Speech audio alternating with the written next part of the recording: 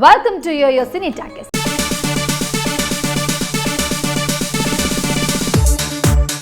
ఎప్పుడూ తన పనేంటో తాను అన్నట్టు ఉంటాడు క్రియేటివ్ దర్శకుడు కృష్ణవంశీ.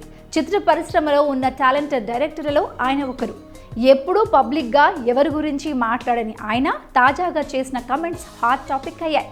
తనను ఒకరు మోసం చేశారని కృష్ణవంశీ కుండ బద్దలు కొట్టాడు. ఇంతకీ కృష్ణవంశీని మోసం చేసిన ఆ వ్యక్తి ఎవరు తెలుసుకోవాలంటే ఈ స్టోరీ చూసేయండి. తెలుగులో ఉన్న ప్రతిభావంతులైన దర్శకుల్లో కృష్ణవంశీ ఒకరు.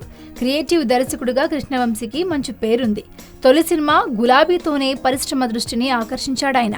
ఆ తర్వాత ఆయన తీసిన సింధూరం, నిన్నే పెళ్లాడతా, ఖడ్గం, మురారి, చందమామ వంటి సినిమాలు సినీ ప్రేక్షకులను ఎంతగానో అలరించాయి.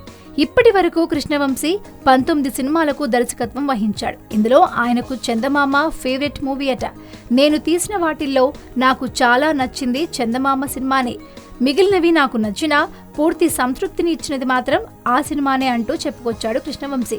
అలాగే డేంజర్ అనుకున్నంత విజయం సాధించలేకపోయినా అది కూడా వంశీకి ఇష్టమైన మూవీ అట. ఇక తను తీసిన వాటిల్లో అత్యంత చెత్త సినిమా మొగుడు అని చెప్పారాయన.